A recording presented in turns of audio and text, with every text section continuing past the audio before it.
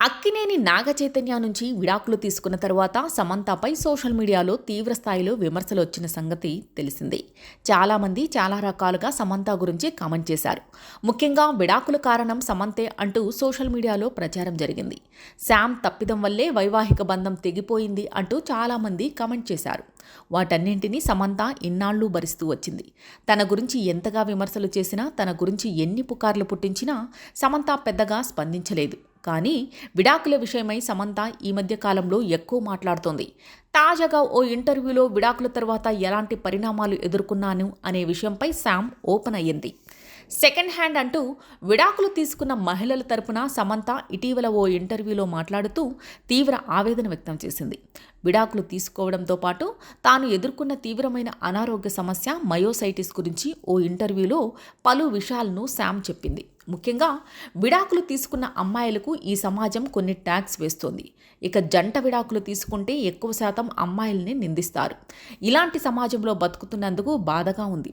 విడాకులు తీసుకున్న వారిని ఈ సమాజం చూస్తున్న తీరు అసలు బాగోలేదు. ముఖ్యంగా అమ్మాయిలను చాలా వింతగా చూస్తారు. ఇప్పటికే పరిస్థితులు ఇలా ఉండటం ఆశ్చర్యం కలిగిస్తుంది అంటూ సమంత చెప్పింది.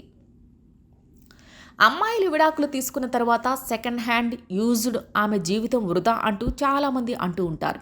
ఇలాంటి ట్యాగ్లను ఎలా అమ్మాయిలకు తగిలిస్తారు అనేది నాకు అర్థం కావడం లేదు. ఆ మాటలు అమ్మాయిలకు ఎంత బాధ కలిగిస్తాయో వారికి అర్థం కాదు.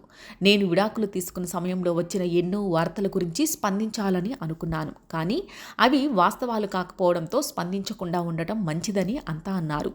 వైవాహిక జీవితం సాఫీగా సాగడానికి ఇద్దరు కారణం అవుతారు. కానీ విడాకులు తీసుకోవడానికి మాత్రం కేవలం అమ్మాయి మాత్రమే కారణమని ఎలా ఈ సమాజం భావిస్తుందో అర్థం కావడం లేదు అంటూ సమంత అసహనం వ్యక్తం చేసింది. ఇటీవల సిటాడెల్ వెబ్ సిరీస్తో ప్రేక్షకుల ముందుకొచ్చిన సమంత ప్రస్తుతం 2 సినిమాలతో పాటు ఒక సిరీస్లోనూ నటిస్తోంది. తెలుగులో కొత్త సినిమాలు కమిట్ అయ్యేందుకు ఆసక్తి చూపడం లేదు. ముఖ్యంగా హీరోలకు జోడీగా సినిమాల్లో నటించే అవకాశం లేదనే టాక్ వినిపిస్తోంది. సమంత ఇక మీదట ఎక్కువ లేడీ ఓరియంటెడ్ సినిమాలు చేసే అవకాశాలు ఉన్నాయి. హిందీలో కమర్షియల్ సినిమా ఛాన్సులు వస్తే అప్పుడు ఓకే చెప్పే అవకాశాలు ఉన్నాయి అంటూ ఆమె సన్నిహితులు అంటున్నారు.